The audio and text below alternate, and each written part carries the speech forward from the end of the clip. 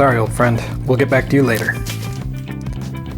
Hey dudes, dudettes, and others. I am back after a bit of a hiatus. A lot of crap going on, and then honestly I just got kinda lazy. So to combat that, I'm going to get back into it with that computer project that I was talking about. It's going to be based around a 68020 processor.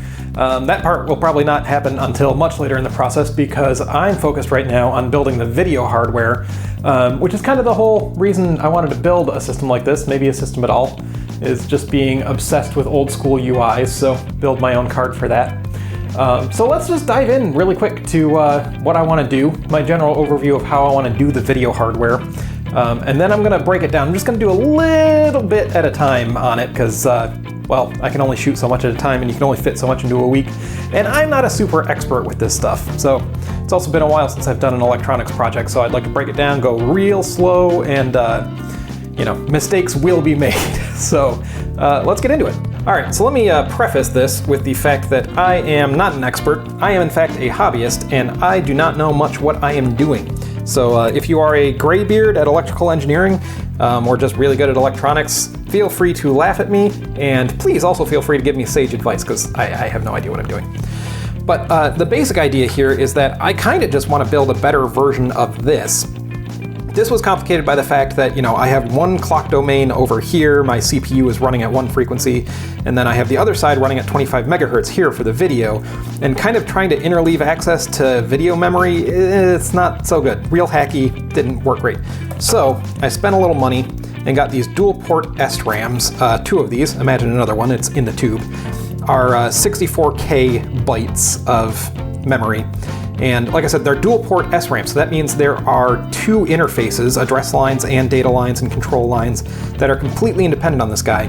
So I can put a CPU on one side and video hardware on the other side, or they show some designs it works pretty good for some, I guess, like embedded dual processor designs, or, you know, multi-master sort of things. But the point is, they can both access memory completely asynchronously. Memory doesn't care. This side doesn't know about that side doesn't know about this side. Timing-wise, they do not GAF. So, my basic idea here is I got these two RAM chips. They're both 16 bits wide on their interfaces, so we'll get into that. But let's just draw something sort of like this here. And this will be our RAMs. And this is going to be a real bad drawing, so just prep yourself. So this is our RAM. And each one has two interfaces, so it has address, data, and I'll just draw both the control lines as C. But that's the OE in chip select. And then A0, D0, C0. Now this side I'm not really going to care about right now. That is eventually just going to connect up to the CPU via whatever bus I'm going to use, but I don't know what I'm going to do with that bus yet. If it's going to be 16 wide, 8 wide, 32 wide, really depends. I think I can go with just about anything with the 68040 that I'm using for the computer. But on this side, as I experiment, I'm just gonna use an Arduino or something to drive inputs on this side and dump stuff into memory to make sure that the video circuitry is working. Meanwhile, on this side, really all I have to care is about counting up the address, and as I count up the address, it's gonna dump pixels out of here, and then I kinda need to multiplex those. Like I said, these are 16 wide, so I've got, let's just do a terrible, another drawing here. So I have, you know, 16 bits coming out of each of these data buses. So for starters, I'm gonna need to multiplex that down into something. So that can be really simply done with, you know, multiplexers. I'm gonna use some weird notation here. So I have 16 bits coming out of each of these. And I don't know if you remember from last time or if I really mentioned it, this card is a fixed 4 BPP. Basically there's the R, G, and B, and each of them can have 2 levels based on an intensity bit. And that's it. There's 16 colors, they're basically the full CGA palette, and that's it. So I'm just gonna do that. It struck me that, you know, having 64 bytes of memory, having 64 kilobytes of memory, could do like a, you know, an 8-bit palletized VGA 320 by 200 sort of thing, but it would really complicate my output circuitry. So I'm gonna keep it very simple, again, since I am making this up as I go for myself. And I'm just going to have a fixed 4-bit output just like the other card. Basically this card is going to be the other card, but, you know, slightly better and easier to use. So anyway, I'll just throw some multiplexers on there. I'm gonna experiment. I have some 74 series bus transceiver modules, and I think those will work okay for this. I might have to get a little creative, but we'll see. This is kind of the section that I'm going to start with. So I have these multiplexed out, right? And so now you'd think I'd have to do like a second stage multiplexing to select which of these multiplexers I actually want data from to go into the DAC. But I don't have to do that because over here, instead of sending 0 through the top bit into the address line, I can send 1 over from that, so 1 and up, and then use a 0 to select which chip I want to output at a given time. So I'll basically interleave these and say basically the 0th address will come from this one, the first address will come from this one, second address will come from this one, even addresses will come from here, odd addresses will come from there, and therefore there's only one chip outputting at a time. So I will write that badly and quickly as this kind of thing. We'll have the CPLD over here, and that will be outputting address stuff here. It's going to be sending the same address to here and here.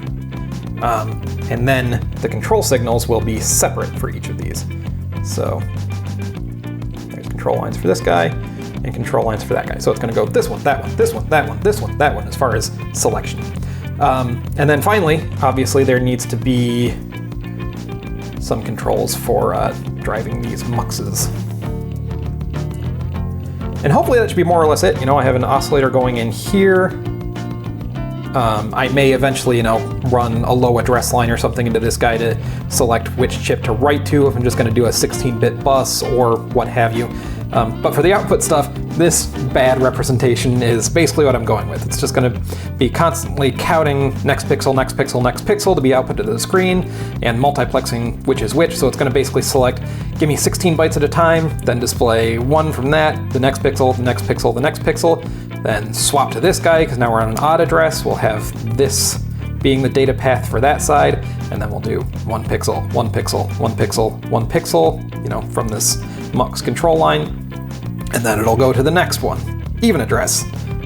Select a pixel, select a pixel, select a pixel, select a pixel, but of course at the VGA dot clock rate. So what I'm going to focus on maybe today, and this is probably all I'm going to do, is, haven't done a project in a while and I'm going to start easy. So I'm going to start just trying to figure out what my multiplexer hardware is going to be. You might say, why not just do it in the CPLD? But the thing is, this has 84 pins, not all of those are I/O, and you get kind of constrained by what the routing software is able to do with your hardware description language code, or the bit stream that comes out of this, because you can't just send everything to every pin, It's pretty flexible, but it's not that flexible.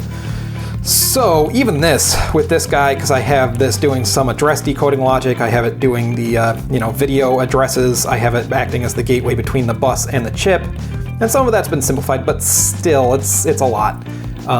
And 16 pins is a lot of pins to take up on here. This one's only 8 bits wide. The address lines are 24, which takes up a fair bit of space, but still, I think it'd be easiest just to do some outboard multiplexing and call it a day. So that's the basic idea. I guess I will get this down to a board. Like I said, I have a couple bus transceivers. I'll see if I can make that idea work. Those are 8 wide, and it's ganged to be, 8. You can only select 8 or the other 8, more or less. So I might, break down and just do this with some AND gates or something. We'll see what works out. Let's start experimenting.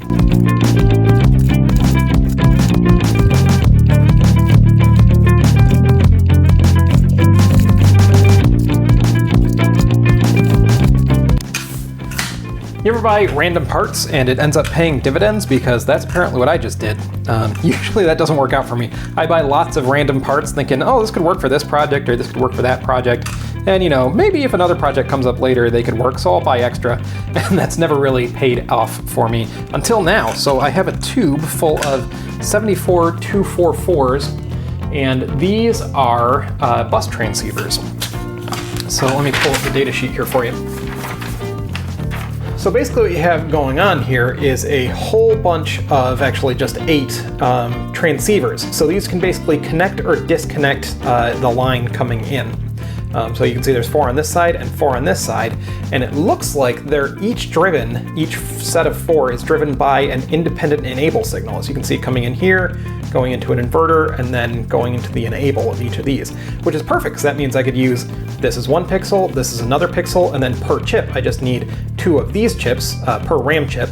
So that's 4, 8, 12, 16, and that covers 1 chip, and so I just need 4 of these chips to multiplex my output, and that should do me, I think. So thank you, past me, for giving me these sweet little guys. So let's put these on a board and see if they do what I think that they do.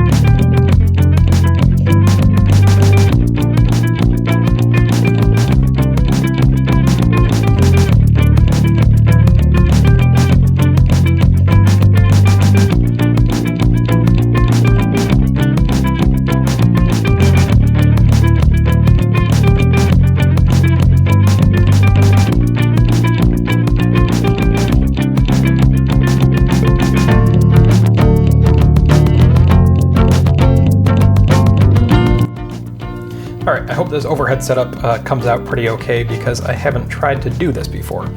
But you can see my trial circuit here. I am obviously no Ben eater, but this does prove for me that this chip works the way that I was hoping it would, which is an excellent start to this project.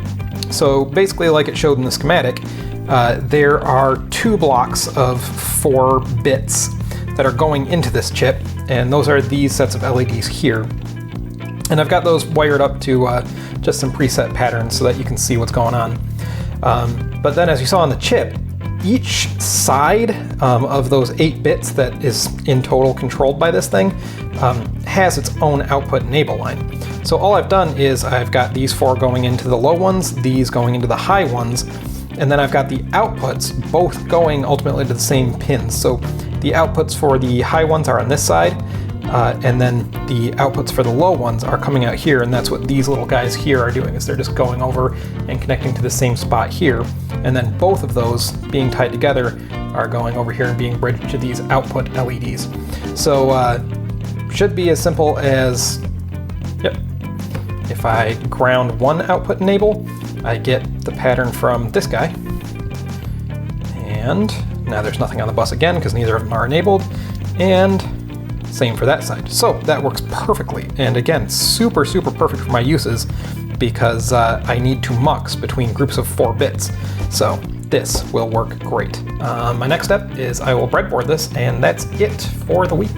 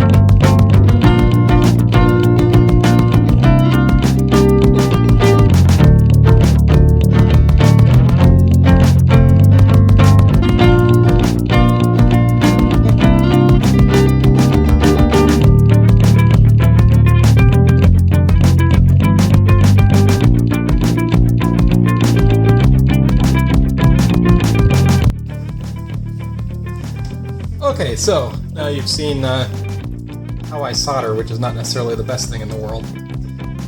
But this is basically done. So one big thing, there's kind of two things worth mentioning here. One is you probably had the thought before I did, which was while I was working on this, I don't know why it didn't occur to me when I was doing that planning, but having 4 of these on the output is just excessive when I can, I'm basically able to mux the memory chips, so I can tie their lines together and feed them into here, so there's only 16 at a time ever. Seems fairly obvious and saves me a lot of wiring, hopefully. So yeah, this extra guy is just gonna be in there. Okay, so part of this is just me playing around with how videos work, part of it is just me playing around in general, and it's just generally a sanity check, but after all that soldering and realizing I don't need the extra chip, I made myself a test harness, which is part of the reason I put all these headers in here.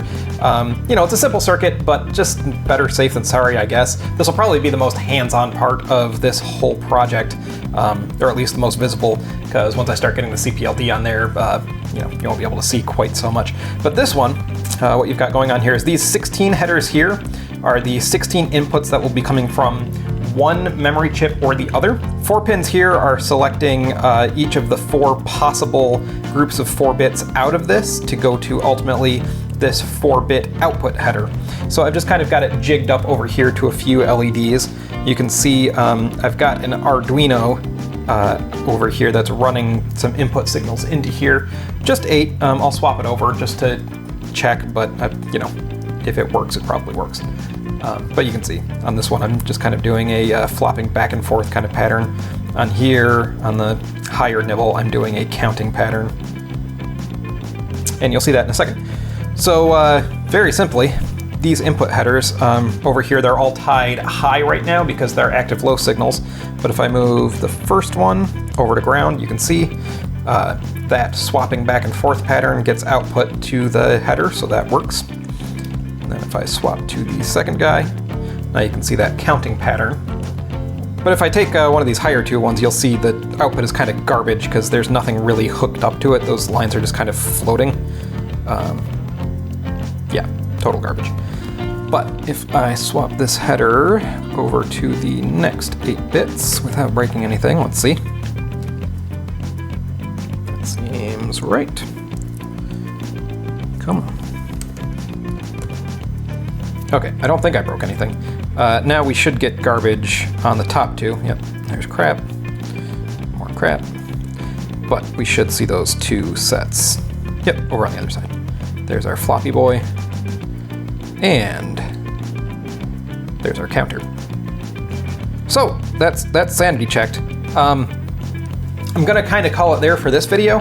That's my mux section.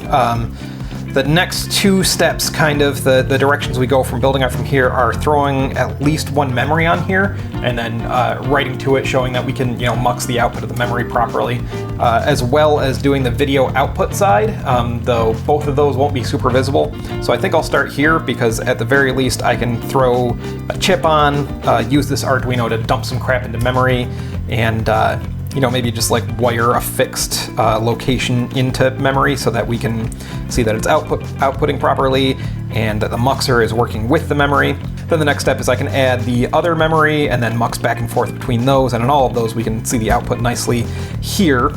And then we'll start putting in the CPLD and trying to go a little higher speed. And I don't think it'll be much longer after that until we'll have a video card, but there'll be several parts.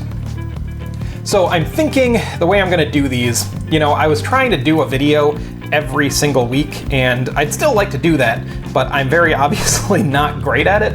And I hope that'll get better. But I think I may make some interstitial filler episodes, just chatting. Because part of the thing that I wanted to do in the first place, and you may hate this, but I just wanted to talk about what I'm interested in and what's going on in my tech life at any given time. So I think I'll do interspersed project videos and, just talking to the crowd videos, and we'll see how that goes. But that's my plan, is that's this for now, and then maybe a week, 2 weeks from now, we'll see how lucky you get. We'll get back to this and throw some memory in there, and that also gives me a little more time to, figure out that things are a bad idea and fix them properly and have time to work on the project in the meantime, because talking to the camera videos are a little cheaper to make. Anyway, thank you very much for tuning in. I hope that you are as excited about this project as I am, which is somewhat, just a fun thing to do. But thanks for coming along and watching me do it and spending some time with me. Talk to you later.